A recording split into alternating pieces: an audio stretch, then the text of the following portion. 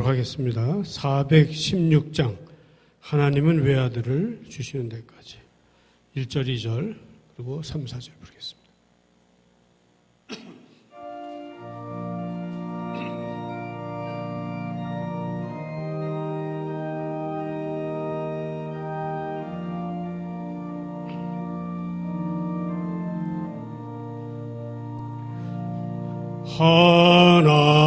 하나님은 외아들을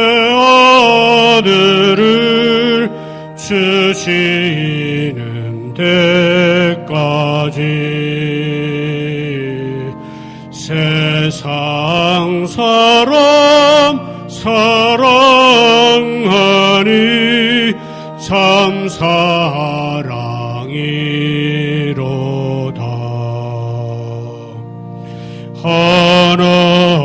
하나님은 사랑이라 죄악에 빠졌던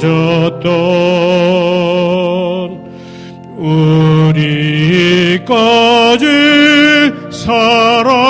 사랑하니 참 사랑 아닌가.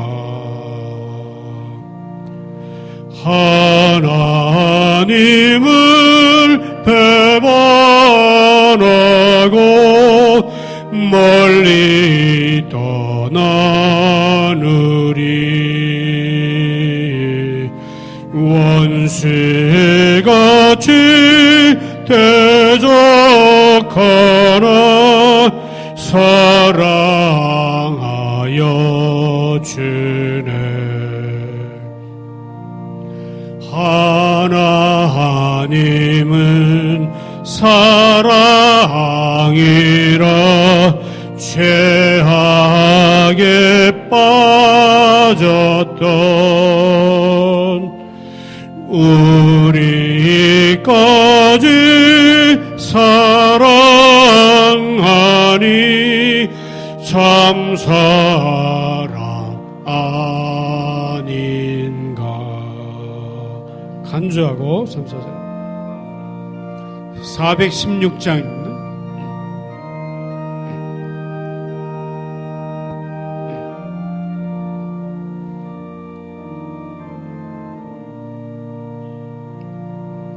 세상 죄를 사하시려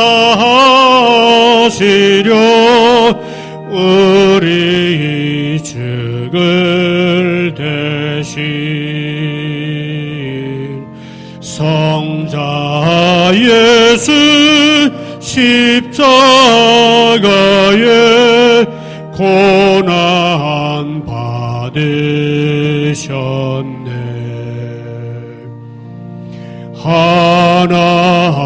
하나님은 사랑이라 죄악에 빠졌던 우리까지 사랑하니 참 사랑 아닌가.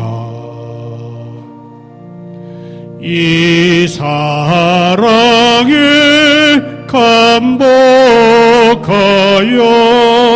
고칠게 나오라.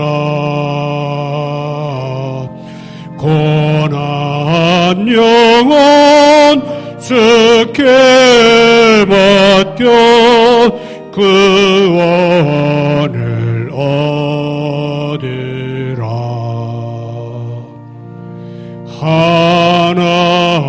하나님은 사랑이라 죄악에 빠졌던 우리까지 사랑하니 참 사랑 아닌가. 굉장히 은혜로운 찬양입니다. 복음성가 중에서 오늘 집을 나서기 전 이 찬송이 처음 나온 게 아마 40 몇 년 전, 70년대에 나왔는데요. 이 곡 때문에 많은 논란이 있었어요. 이걸 교회에서 불러야 되나 안 불러야 되나. 이게 복음성가인데 이걸 예배 때 불러야 되나 안 불러야 되나. 그때 당시에는 이 문제 가지고 굉장히 이슈가 됐었는데 지금은 아무것도 아닌 이슈 가지고 40년, 50년 전에 사람들이 싸웠다는 것을 기억해 보세요. 오늘 집을 나서기 전 기도했나요? 얼마나 좋은 찬송이에요. 1절, 2절 그리고 3절, 4절 불러보겠습니다.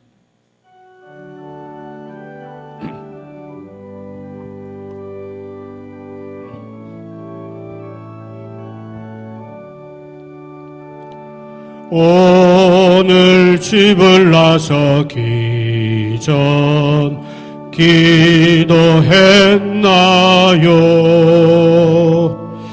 오늘 받들은 종 위에 호소했나요?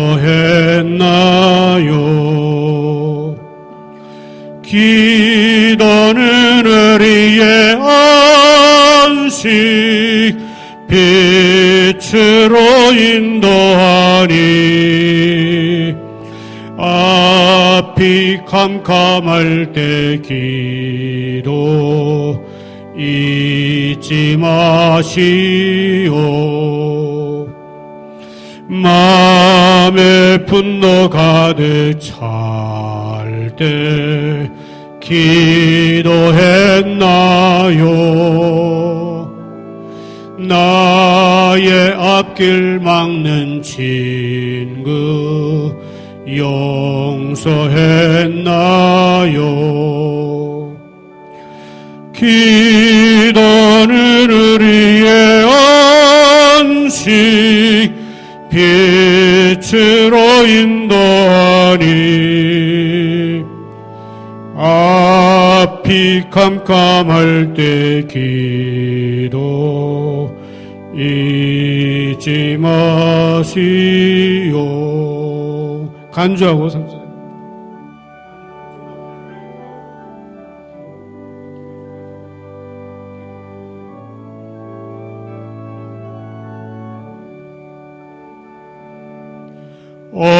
어려운 시험 당할 때 기도했나요?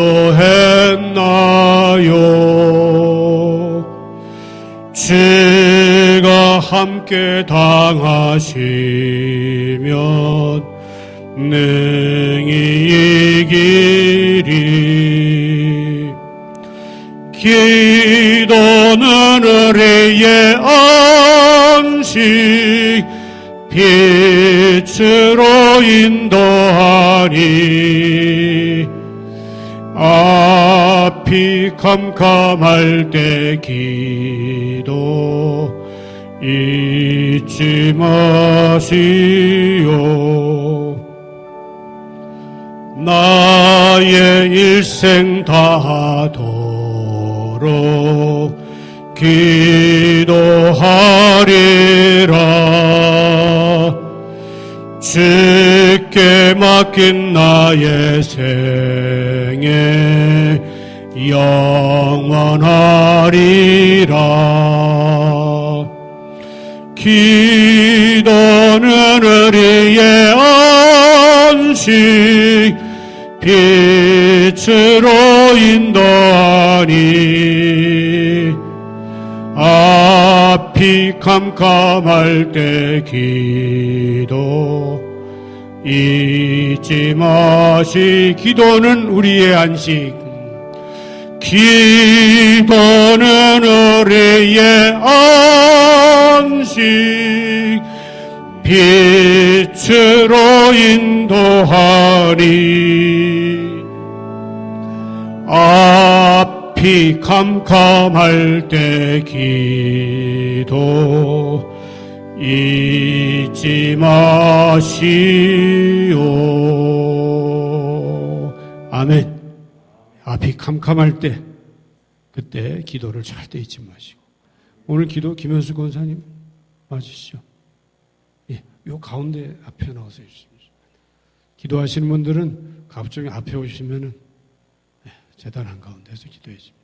418장 하나님 사랑은 이 찬송 부르고 나서 오늘은 김현숙 권사님, 권사님 임직받고 이제 기도 처음 하십니다.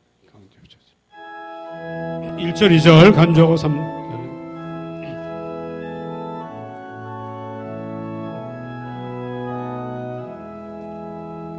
하나님 사랑은 온전한 참사랑 내 맘에 부어 주시사 충만케 하소서. 내 주의 참사랑 햇빛과 같으니 그 사랑 내게 비추사 뜨겁게 하소서.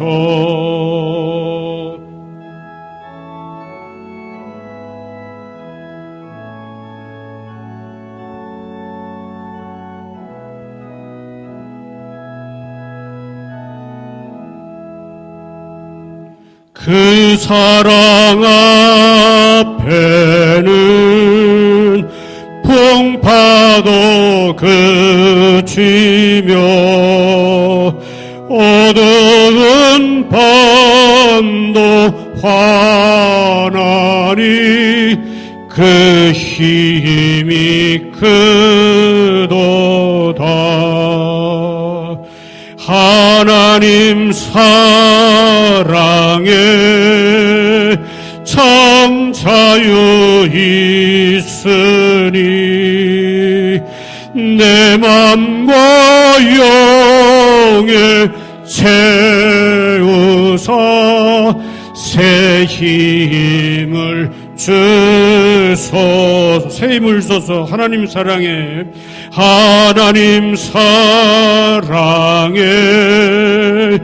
참 자유 있으니 내 맘과 영에 채우사 새 힘을 주소서.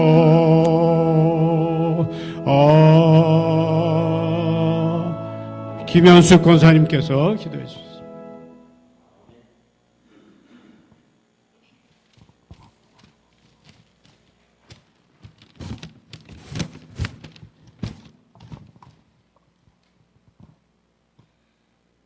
우리의 참 소망이 되신 하나님 아버지, 주님의 자녀된 저희들이 주님의 전에 나와 예배하게 하심을 감사드립니다. 이 예배의 자리에 주님이 임재하셔서 우리의 마음을 붙들어 주시고 세상의 두려움, 불안 모두 다 주님께 맡길 때 우리의 삶을 강건한 믿음으로 채워주시옵소서. 우리의 생각과 방식대로 살아온 삶을 용서하여 주시옵고 우리의 마음과 생각이 하나님을 향하게 하시고 우리의 없는 것은 보지 않고 있는 것으로 감사하는 큰 믿음을 주시옵소서. 하나님의 깊은 뜻을 헤아릴 수 있는 영적 감각에 깨어있는 삶을 살게 도와주시옵소서. 주님, 우리의 몸된 교회를 사랑합니다. 단점과 허물은 하나님의 사랑으로 덮어주시고 관심과 사랑으로 서로를 채워주는 우리들이 되게 도와주시옵소서. 작은 일에 충성하며 더 큰 하나님의 일을 감당할 수 있는 우리들이 되게 도와주시옵소서. 주님, 각각의 이유로 힘든 여러 성도님들이 있습니다. 주님의 어루만지심을 받으며 나으심과 회복되심으로 도와주시옵소서. 주님과 동행하는 삶으로 인도되어지기를 간절히 원하오며 우리의 영을 지키시는 성령님과의 교제가 우리에게 계셔주시길 간절히 기도드립니다. 예수님의 이름으로 기도드렸사옵나이다. 아멘.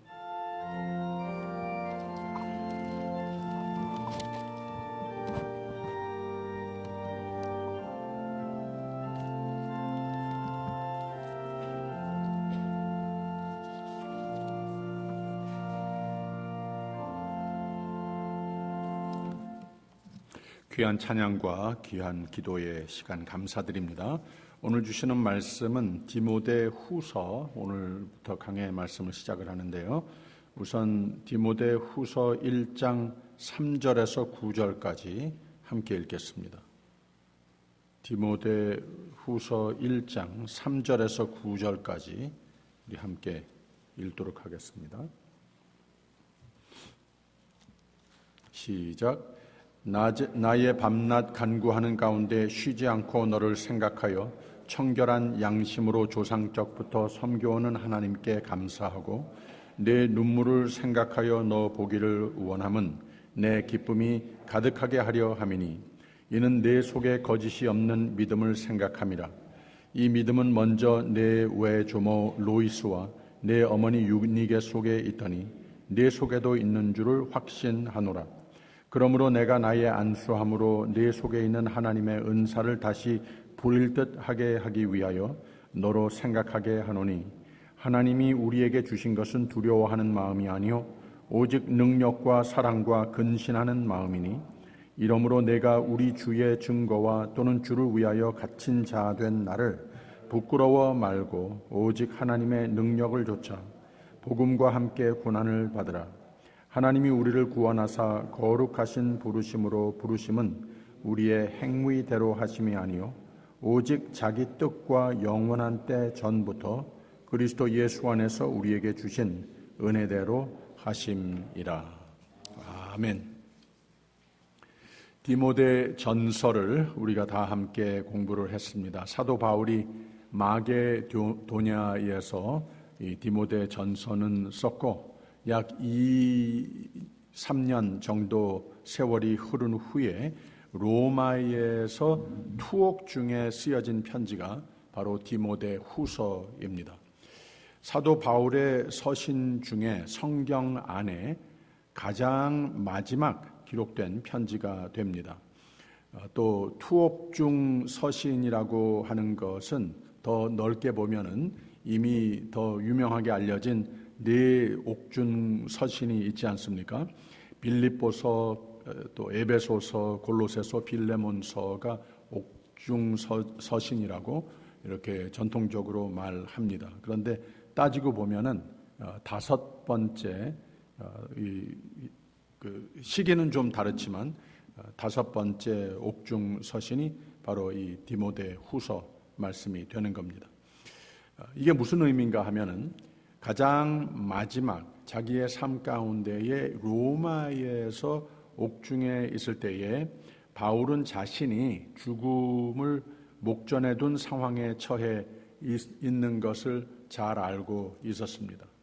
그리고 이 편지의 대상은 물론 후배 목사이자 자기를 대신해 에베소에서 목회를 하고 있는 디모데에게 보낸 편지입니다. 그래서 어느 때 동역도 같이 한 이 후세대의 목회자가 되기도 하지만 또 동시에 자신에게 주신 하나님의 소명은 이제 마감을 이루게 됐고 이 악한 세상, 너무나도 자기가 절실히 잘 알고 있었던 그 세상에서 다음 세대에 더 악해질지도 모르는 세대의 디모데 목사가 이 일을 감당하여야 하기 때문에 더 간절한 마음으로서, 기도하는 마음으로서, 당부하는 마음으로서 쓴 편지라. 그 사도 바울의 이 마음이 그만큼 더 아주 짙게 담겨 있는 편지라 이렇게 볼 수도 있습니다. 바로 이 하나님 주신 소명인 목회를 잘 완수해라. 복음 전파하는 사역의 완수를 어려운 가운데에도 끝까지 잘 충성해 줄 것을 당부하는 목적으로 쓴 편지가 바로 디모데 후서입니다. 내용을 보게 되면 첫 편지와 같이 교회의 내외적인 문제와 핍박, 이단의 분열의 위협, 세속적인 권력의 핍박, 이런 모진 고난들을 잘 이겨라 하는 건 아주 구체적으로 밝혀가면서 디모데 전서에서는 그렇게 편지를 썼습니다. 그런데 여기에서는 조금 더 현재 겪고 있는 모든 어려운 것들을 조금 더 잘 이겨내야 한다고 하는 이 목회자가 되는 디모데의 마음에서 이 모든 열악한 세상 환경 속에서 잘 갖추어야 하는, 모든 고난을 잘 이길 수 있는 이 모든 권력과 또 핍박, 이길 수 있는 이 퀄리티를 권면하는 이런 내용을 담고 있습니다. 첫째는 인내의 정신이 요구되는 것이다. 믿음은 곧 인내인 것이다. 우리가 믿음을 교회에서 예배드릴 때 성령 충만해서, 은혜 충만해서 찬송 부르고 기도하고 새로운 다짐할 때 그렇게 어려운 거 아니죠. 쉽게 할 수 있는 거죠. 그런데 어려운 상황에 나아가서 모든 고난에 부딪힐 때에 우리가 교회 안에서 성도들과 함께 은혜 충만한 가운데에 했던 다짐이 쉽게 무너지기도 하고 그런다고 하는 겁니다. 그래서 인내의 정신이 믿음과 충성의 삶에는 요구되는 것이다. 둘째는 성경의 말씀 위에 바로 서야 우리가 믿음이 유지되는 것이고 어려운 가운데에서도 충성이 흐트러지지 않는 것이다. 이길 수 있다고 하는 거죠. 인내할 수 있다는 거죠. 셋째는 성령의 능력을 덧입혀야 한다 하는 강조하는 격려를 위한 편지를 사도 바울이 쓴 겁니다. 그래서 우리가 인내의 정신이 필요하고 말씀 위에 바로 서야 하는 것이고, 그리고 성령이여 나를 도와주시옵소서, 항상 성령 충만하여야 한다고 하는 거죠. 그래서 우리가 읽었습니다마는 1장 8절에 그러므로 내가 우리 주의 증거와 또는 주를 위하여 갇힌 자 된 나를 부끄러워 말고 오직 하나님의 능력을 조차 복음과 함께 고난을 받으라 그랬습니다. 또 2장 1절에는 내 아들아 그러므로 내가 그리스도 예수 안에 있는 은혜 속에서 강하라 라고 그랬습니다. 인내 필요하다는 거예요. 이기려면 강해져야 한다고 하는 겁니다. 그리고 또 성령으로 충만하여야 하리라 하는 말씀을 1장 14절에는 이렇게 말했어요. 우리 안에 거하시는 성령으로 말미암아 네게 부탁한 아름다운 것을 지키라 라고 그랬습니다. 그래서 이 후배 목회자를 잘 무장시키는 이런 모습을 볼 수가 있어요. 이 내용이 편지이므로 사도 바울이 디모데에게 힘내라 격려하는 내용이지만 사도 바울이 이 편지를 썼을 때에 오늘 2021년의 뮤리엣 한인 장로교회 수요 예배에 하나님 말씀으로 들고 함께 예배 드리는 것 상상도 못했습니다. 그냥 구체적으로 디모데에게 쓴 편지였었어요. 그런데 하나님의 뜻 가운데 성경 정경에 포함됐다고 하는 의미가 무엇인가?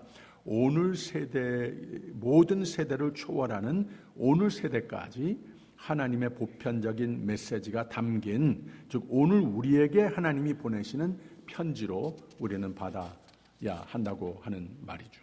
그래서 그런 마음으로서 하나님께서 나에게, 사도 바울이 이 뜨거운 마음을 가지고 잘해야 되겠는데, 저 젊은 디모데가 세상의 모든 악을 믿음으로써 인내하면서 성령 충만으로, 말씀 충만으로 이겨야 되겠는데 하면서 썼던 그 마음, 같은 마음으로 하나님께서 우리에게 오늘 승리하라고 사랑의 마음으로 우리에게 하나님이 주시는 편지로 받으면서 공부하면 틀림없습니다. 그만큼 은혜가 충만한 시간들이 될 겁니다. 하나님이 그러면 우리에게 무슨 편지를 보내시는 분이신가? 바울이 디모데에게 모든 핍박과 회방 속에서도 복음의 전령의 삶을 잘 감당하되 예수 그리스도의 고난에 참여하는 삶이 거기에 동참하는 것을 두려워하지 말라 권면한 것과 같이 우리도 오늘 세상에서도 갖가지 믿음 때문에 믿음을 지키는 삶, 믿음을, 복음을, 하나님의 말씀과 그의 나라와 그의 의를 살며 전도하는 삶 때문에 당연히 있는 고난과 핍박이 있는 세상에 우리가 살고 있다고 하는 말입니다. 그래서 우리도 오늘의 교회와 성도도 이 복음의 삶을 잘 감당하고 충성해라. 고난을 두려워하지 말라라고 우리에게 주시는 하나님의 편지라고 하는 말씀입니다. 그래서 이런 복음의 전령의 삶으로 성도가 갖추어야 할 개인적인 영성과 인품을 잘 가르쳐주고 있고, 또 교리적인 차원의 말은 전혀 이 디모데후서에는 담고 있지 않습니다. 이 신앙 일선에서 승리의 삶을 이루는 데에 필요한 영적 무장의 원리들을 가르치는 말씀이 됩니다. 이 디모데후서를 몇 주 공부하면서 우리 모두에게 영적 무장의 계기가 돼서 날로 악해져가는 세상의 모든 신앙의 회방 요소를 넉넉히 이기는 동기부여의 예배 시간들이 되기를 바랍니다. 이제 이 편지의 의도를 알았으니, 또 말씀을 공부하는 가운데 하나님의 목적을 알았으니 말씀을 부분적으로 보도록 하겠습니다. 오늘은 1장입니다. 1장 1절에 조금 뒤로 가서 1장 1절 우리 같이 한번 읽을까요? 시작. 하나님의 뜻으로 말미암아 그리스도 예수 안에 있는 생명의 약속대로 그리스도 예수의 사도된 바울은, 당연히 여러분 짐작하시듯이 사도 바울이 내가 이 편지를, 내가 누군가 나 자신을 밝히면서 이 편지 쓰는 이 방법이었습니다. 형식이었습니다. 항상 자기 자신이 누구라고 하는 것을 밝히는 거예요. 그런데 디모데에게 쓰는 편지인데 뭐 이걸 몰라서 사도 바울이 밝히는 거겠습니까? 너무나도 누군지 잘 알고 있죠. 자기 자신이나 같은 부름을 받은 디모데에게 아주 구체적인 이유를 가지고 썼다고 하는 겁니다. 누구에게나 쓰는 편지가 아니라 바로 그만큼 아까 말씀 드린 대로 그만큼 마음이 이 디모데에게 가 있는 그런 차원에서 쓴 거예요. 그래서 우리가 누군가, 우리가 뭘 하는 사람인가, 이것을 나 자신이, 사도 바울이 내 이름을 대면서 나는 하나님의 은혜로 말미암아 생명을 얻은 사람이요, 바로 이 생명의 복음의 사역을 위해서 사도로 부름을 받은 사람이다. 이것을 이미 다 잘 알고 있는데 나 자신을 밝히면서 너도 바로 내가 누구인지, 무슨 목적으로 살고 있는지 분명히 알아라. 이것을 먼저 짚고 넘어가더라고 하는 겁니다. 그래서 이 세 가지로 내가 누군가, 이 셀프 아이덴티티를 밝히고 있는 것을 알 수가 있어요. 하나님의 뜻으로 말미암아라고 하는 표현을 썼죠. 모든 신앙인은 믿음의 삶이라고 하는 뜻은 내가 나의 의지로 세상의 목적과 계획과 노력으로 사는 존재가 아니라 하나님의 사람이 된 다음에는 하나님께 드려진 삶을 사는 존재인 것이다 라고 하는 표현을 하나님의 뜻으로 말미암아라고 말을 했어요. 이게 두 가지인데 두 번째 셀프 아이덴티티입니다. 그리스도 예수 안에 있는 생명의 약속대로라고 하는 표현을 썼어요. 하나님의 뜻은 예수 안에 있는 생명의 삶이라고 하는 말입니다. 그리고 또 세 번째의 아이덴티티를 말해주는데 그리스도 예수의 사도된 바울은 이라고 말했죠. 하나님의 뜻, 예수 안의 생명의 삶과 아울러 하나님은 모든 성도를 하나님의 나라, 하나님의 의의 일꾼으로서의 아이덴티티를 부여하시는 하나님이시다. 이게 나다. 디모데, 이게 너다. 그리고 오늘 예배를 드리고 있는 우리 모두에게 이게 바로 당신들입니다 라고 사도 바울은 가르쳐주고 있는 겁니다. 우리는 예수 안에서 참 자유, 생명을 누린 자들이지만 이 참 자유, 생명을 더욱 풍성히 누리는 권능의 삶은 하나님의 종의식도 겸해야 한다고 하는 말입니다. 2절에 있는 말씀 같이 읽습니다. 시작. 사랑하는 아들 디모데에게 편지하노니 하나님 아버지와 그리스도 예수 우리 주께로부터 은혜와 긍휼과 평강이 내게 있을지어다. 사랑하는 아들 디모데라고 하는 말은 바로 이 목회자, 하나님의 일꾼 의식, 하나님의 종의 의식을 너도 나와 함께 나하고 똑같은 인생의 길을 걷고 있는 사람이다. 이런 마음으로서 아들이라고 부르는 것이지, 뭐 다른 사람보다 훨씬 더 나를 생긴 게 닮아서 더 이뻐 보여서 아들을 삼은 뭐 이런 관계가 아니라고 하는 거예요. 순전히 사도 바울은 예수 그리스도의 종으로서의 삶밖에 몰랐습니다. 당신도 그렇다고 하는 겁니다. 그러니 당신은 다음 세대에 하나님의 종으로서, 일꾼으로서, 그것 외에는 별 의미 있는 아이덴티티가 없는데, 이런 의미로서 너나 나나 같다. 너는 나와 나의 아들과 같다. 이런 의미로서 사랑하는 아들 디모데라고 부르게 된 겁니다. 그래서 이런 하나님의 일꾼의식, 하나님의 종의식을 너도 나와 함께 지어야 하는 것이다. 나의 셀프 아이덴티티가 미안하지만 너에게도 함께 질 멍에인 것이다 라고 분명한 소명의식을 못 박는 것을 알 수가 있습니다. 근데 아까 말했듯이 바로 이 자아의식이 분명할 때 바울도 디모데도 우리 모두도 이 종의식이 분명하고 소명의식, 목적의식이 분명한 생애가 됐을 때 하나님의 은혜와 긍휼과 평강이 확실히 있는 생애가 된다고 하는 말입니다. 저는 많은 목회자를 알고 있습니다. 평생을 끝까지 감사로, 감격으로, 기쁨으로 목회를 잘해서 하나님이 마음대로 쓰시고 섬기는 곳마다 많은 은혜를 끼치는 목회자들이 제가 알고 있는 목회자들 거의 다이죠.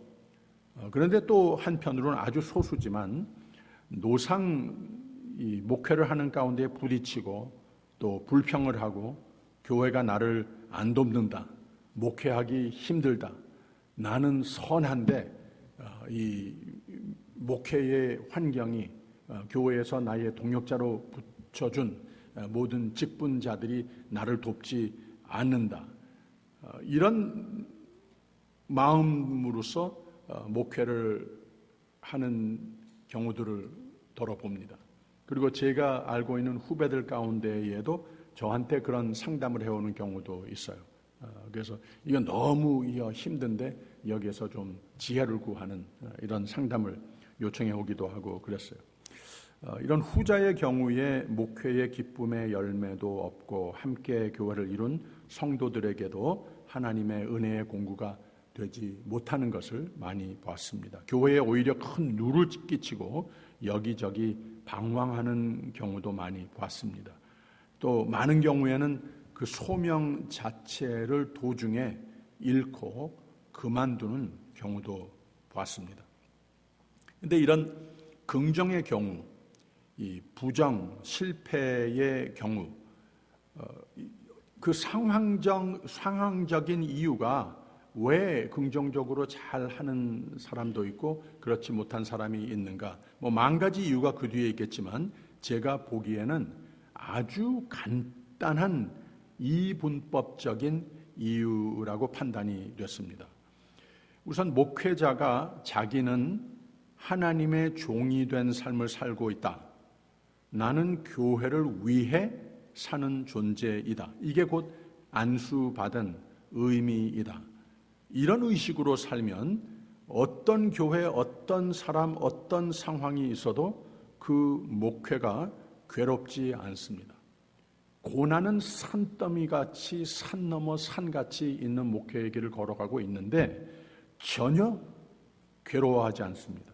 늘 감사와 기쁨으로 어떤 상황 속에서도 오래오래 잘 섬기고 이 사도 바울이 권면했듯이 참으로 인내의 은사가 있는, 얼마나 권능의 은사가 되는지 그것이 있어서 오래오래 잘 섬기고 교회에 기쁨을 끼치고 열매가 있고 자신도 성장하고 그리고 끝까지 겸손으로 모든 것을 충성을 합니다. 왜 그렇습니까? 종이니까. 종이니까 다 괜찮다는 거예요.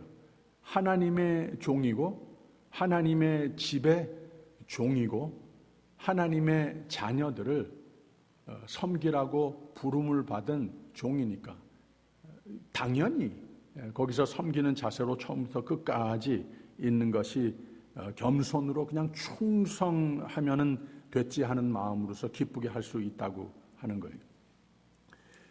제가 예전에 한번 말씀을 드린 것 같은데 유명한 김삼환 목사님이 아주 어린 시절에 굉장히 가난한 집에서 태어났다고 합니다. 그래서 이 아이를 먹이고 키우는 것 자체가 힘들어서 아주 어린 나이부터 10살이 되기 전부터 다른 부잣집에 머슴으로 보내졌다고 하는 거예요.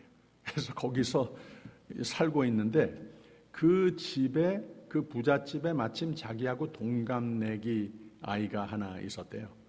그러니까 뭐 암만 그 집에 종으로 이렇게 머슴으로 들어갔다 한들 어린 아이에게 무슨 큰 일을 많이 맡기겠습니까? 뭐 가끔 뭐 심부름 이렇게 좀 하고 그러는 거였겠죠. 그리고 대부분의 시간은 그 동갑내기하고 하루 종일 놀고 뭐 이러는 시간이었었대요. 그런데 이 동갑내기 그 집의 아들이 자기는 이 집의 아이고 저 아이는 머슴이라고 하는 거는 알고 있더라는 거예요. 그래서 같이 그냥 아이들이 뛰놀고 막 그러다가 난데없이 그 아이가 나 업어줘 뭐 이런 말을 한다든지 무슨 뭐 한참 자기도 놀고 있는데 심부름을 탁 시킨다든지 이런 때가 있었다고 하는 거예요. 그런데 그런 때에 서럽다 이렇게 생각을 해본 적이 없다고 하는 거예요. 그냥 당연하게 생각을 하고 업어달라 그러면은 업어줘, 물 떠달라 그러면은 물 떠다 주고 그냥 그렇게 살았다고 하는 거예요. 왜 그게 가능했는가? 왜 이게 당연했는가? 나는 이 집의 종이니까 그렇게 생각을 했다는 거예요. 그런 얘기를 하시면서 목회자 세미나를 하는 중에 그런 얘기를 하셨는데 당신들은 하나님 집에 하나님 아이들을 섬기는 종의 삶을 죽는 날까지 사는 사람들입니다. 이런 얘기를 하신 적이 있어요. 그 반면에 늘 문제 있다. 교회가 또 어떤 지정인물이 나를 힘들게 한다 하는 목회자, 불평, 불만하는 목회자들 가만 보면 이 종의 의식이 없어서 그런 거예요. 감히 저 사람이 나에게 이런 식으로 대할 수 있는가? 그런 대화를 다른 목회자들하고 제가 직접 나눌 기회가 그렇게 많지는 않았습니다만은 몇 차례 저의 후배들 가운데 이거 참 힘듭니다. 이거 어떻게 이겨낼 수 있겠습니까? 저렇게 참 악을 품고 이 목회자를 힘들게 하는 그런 거 어떻게 이기는 겁니까? 이런 내가 살고 있는 환경 속에 많은 문제들을 가지고 와서 상담을 하는 후배 목사들에게 저는 거의 항상 얘기는 물론 다 들어주고 또 여러 가지 다른 권면도 필요한 만큼 지혜로운 상담학적인 차원에서 말해주기도 하고 그랬지만 결론적으로는 네가 문제다 이런 얘기를 제일 많이 해주곤 했습니다. 그런데 후배 목회자들만이 아니고 교회의 직분을 같이 나누어서 맡고 있는 직분자들 가운데에서도 거의 똑같은 이분법적인 현상이 나타나는 것을 보았어요. 정말로 기쁘고 하나님께서 은혜로 채우고 정말 기도 응답을 받고 막 성장을 하고 그 삶이 하나님의 은혜로 축복으로 풍성한 삶. 정말 이곳에 올 때마다 여기서 예배 드릴 때 물론이지만 섬길 때 참 힘든 가운데에도 기쁨이 넘치고 no problem. 이런 신앙생활을 이런 직분자 생활을 하시는 분들을 볼 때에 결국은 그 이유가 마음속 중심에 종의 의식이 있는 사람들이 그렇더라. 그런데 그렇지 않으면 이게 참 힘든, 항상 부딪히고 항상 열심히 하려고 그러는데 기쁘게 하려고 그러는데 마음속에 뭔가 가시 같은 게 꽂혀가지고서는 말이죠. 이게 해결되지 않고 괴로워야 할 교회 생활이 아닌데, 섬김의 삶이 아닌데 여기서 헤어나지 못하는 경우들을 많이 보기도 해요. 이 모든 만 가지 불만, 불평의 해결이 될 수 있는 요소는 마음속의 핵심의 딱 한 가지인 것 같습니다. 내가 종인가? 하나님의 종, 그리고 누구와 관계를 맡든지 간에 모든 예수 그리스도를 이렇게 본받으라고 하지 않았습니까? 이렇게 본받았을 때에 예수 그리스도를 높여주시듯 너희도 높여주리라 한 것이 무엇인가 하면 남을 나보다 낫게 여기고 남을 섬김을 받으려고 하지 않고 섬기고 남이 나를 위해서 존재하는 것이 아니라 내가 저를 위해서 존재하고 있는 것이다. 나는 이곳의 종이다.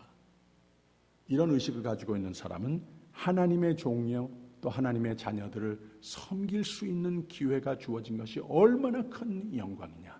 나는 이 종의 삶 너무나도 감사하다. 이것을 그저 인내하면서 충성하는 삶이 되면 어떤 어려움을 만나도 정말 사람 속을 확 긁어내리는 일들이 생겨도, 그리고 그 다음날 또 생겨도 괜찮습니다. 왜? 하나님께서 나에게 부탁하신 일이니까. 내가 이걸 잘 감당할 수 있을 것을 알고 맡기셨으니까. 그리고 맡기시면 나를 쓰시기도 하지만 그 삶이 더 잘 되라고 하나님께서 높여주시고 축복할 사람으로 정해주셨으니까 괜찮다는 거예요. 이 세상에 어떤 어려운 고난이 있어도 누가 있어도 괜찮다는 겁니다. 하나님께서 나를 사랑하시고 인정하시고 축복하시고 쓰시고 은혜로 채우실 계획이 있으시면 괜찮다고 하는 겁니다. 선교사님들 종종 보면 이 휴식 안식년 지내고 선교지로 돌아갈 때 굉장히 기뻐하는 모습을 볼 수가 있어요. 여러분들도 보셨을 거예요. 이곳에 와서 우리가 좀 서포트를 하고 있는 선교사님도 오셔서 다녀가실 때 그 선교지, 거기에 섬기는 영혼들을 이야기를 하고 그럴 때에 굉장히 나 같은 사람이라면 감당할 수 있을까? 그런 환경에서 매일매일 일해야 되는데 뭐 눈이 번쩍번쩍 얼굴이 환하게 막 빛을 광채가 나면서 이런 모습들을 보지 않았습니까? 제가 한번 이 얘기도 한번 드린 것 같은데 이 라디오에서 한 선교사님이 인터뷰를 하는, 이제 곧 선교지로 돌아갈 분이에요. 인터뷰를 하고 있는데 이분이 그렇게 기뻐하는 겁니다. 빨리 가고 싶다고 이런 말을 반복해서 막 하는 겁니다.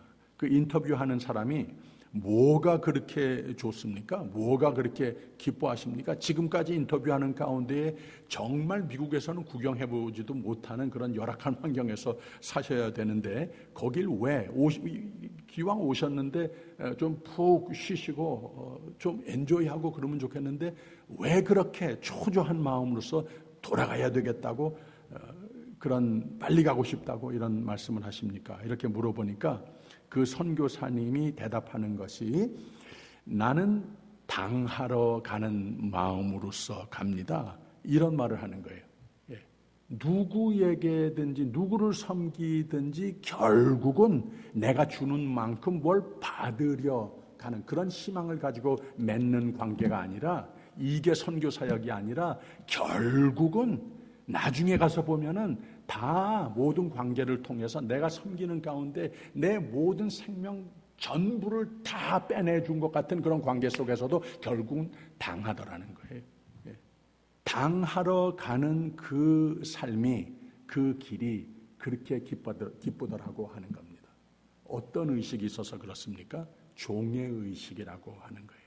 하나님의 종이 됐으면, 역설적이지만 또 하나님께서 부탁하시는 모든 사람들에게 나에게 잘 됐건 나를 힘들게 하건 그들의 종의 의식을 가지고 있으면은 하루하루 생활하는 가운데 기쁨도 있지만 하나님께서 책임지어 주시는 그 승리의 삶이 반드시 된다고 하는 거예요. 다시 2절. 사랑하는 아들 디모데에게 편지하노니 하나님 아버지와 그리스도 예수 우리 주께로부터 은혜와 긍휼과 평강이 내게 있을지어다. 당신은 종의 삶입니다. 그냥 섬기다가 하나님 나라로 갈 사람입니다. 다 말을 해놓고 그 대신 세상이 알지 못하는 하나님의 은혜와 긍휼의 소유자 됐습니다. 이렇게 말을 하고 있는 거라고 하는 거죠.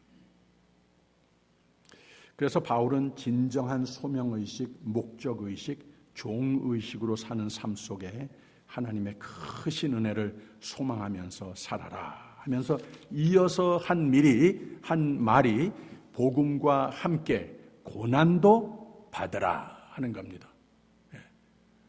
하나님께서 이런 영광의 종의 삶을 살도록 부르셨으면 당연히 거기에 따르는 고난이 있는 것이지 이런 정도 차원으로서 말하는 게 아니에요. 이 고난이라고 하는 것은 마치 예수 그리스도께서 부활의 영광을 누린 것, 하나님께서 높여주신 것, 어떻게 높여주셨는가? 온 인류의 구원의 원천이 되라고, 이 부활의 첫 열매가 되라고 예수 그리스도를 높여주셨다고 하는 거예요. 이 같은 원리, 그렇게 하셨듯이 예수 그리스도의 부활의 영광의 사흘 전의 서극이 십자가였던 것과 마찬가지로 십자가를 질 때, 그 고난을 거쳐갈 때 매우 괴롭지만 결국은 하나님의 뜻하시는 바 이걸 거쳐서 이 세상에서 내가 알지 못하는 미처 구할 줄도 모르는 그 영광에 동참하게 하기 위해서, 거기에 들어가게 하기 위해서 하나님께서 우리에게 오히려 주신 축복 in disguise, 오히려 가면적인 하나님의 축복의 손길이 때로는 고난으로도 우리에게 다가온다고 하는 것을 우리에게 가르쳐주고 있다고 하는 거죠. 그래서 3절에서 5절까지 있는 말씀 한번 읽어보세요. 시작. 나의 밤낮 간구하는 가운데 쉬지 않고 너를 생각하여 청결한 양심으로 조상적부터 섬겨오는 하나님께 감사하고 내 눈물을 생각하여 너 보기를 원함은 내 기쁨이 가득하게 하려 함이니 이는 내 속에 거짓이 없는 믿음을 생각함이라.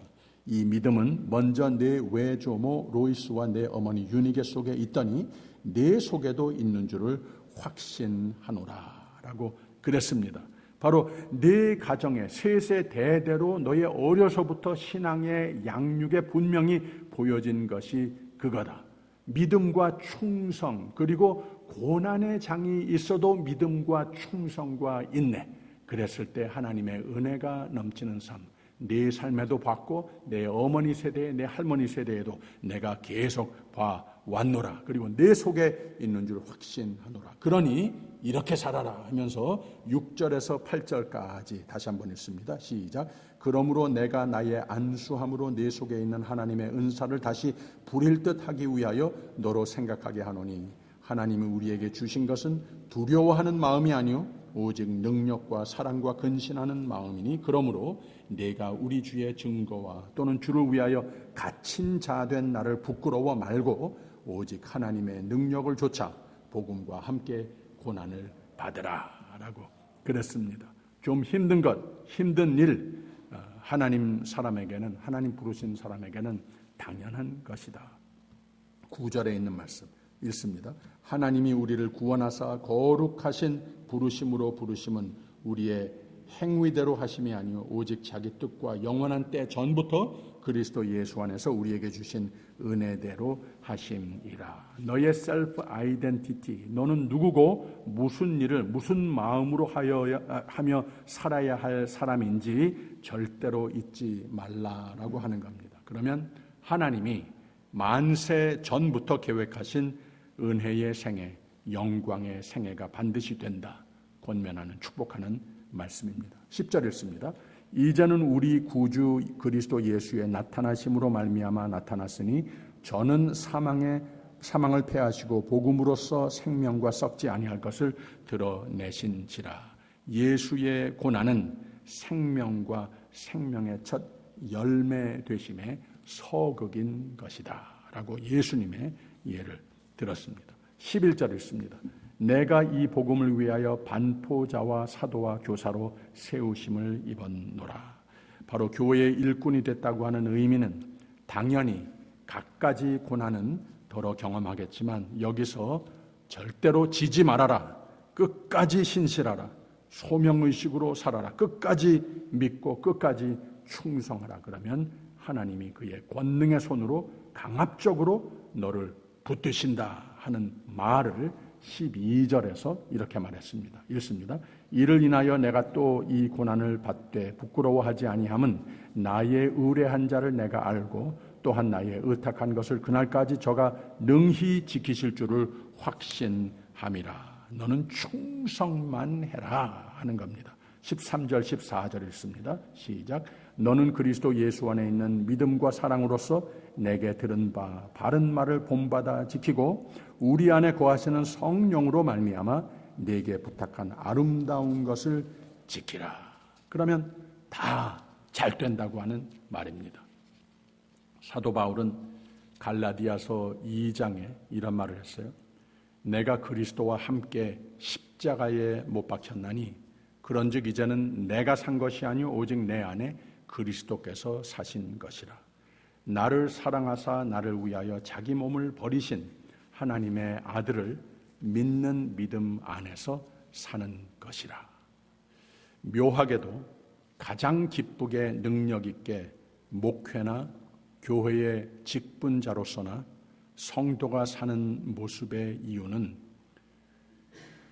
교회가 나를 위해 존재한다 하는 믿음의 삶이 아니고 내가 하나님을 위해 산다. 내가 교회를 위해 존재한다라는 신조로 사는 삶입니다.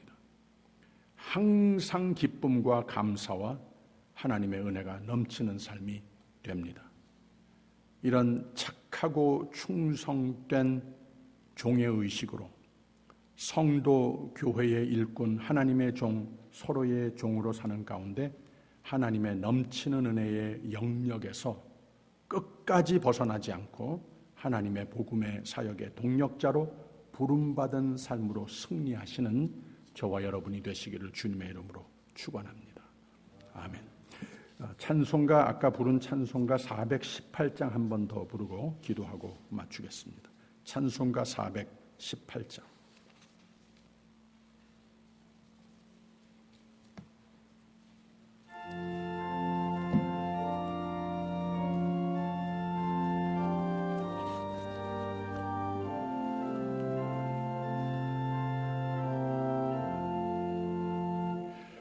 하나님 사랑은 온전한 참 사랑 내 맘에 부어 주시사 충만케 하소서. 내 주의 참사랑 햇빛과 같으니 그 사랑 내게 비추사 뜨겁게 하소서. 그 사랑 앞에는 풍파도 그치며 어두운 밤도 환하니 그 힘이 크도다. 하나님 사랑에 참 자유 있으니 내 맘과 영에 채우사 새 힘을 주소서.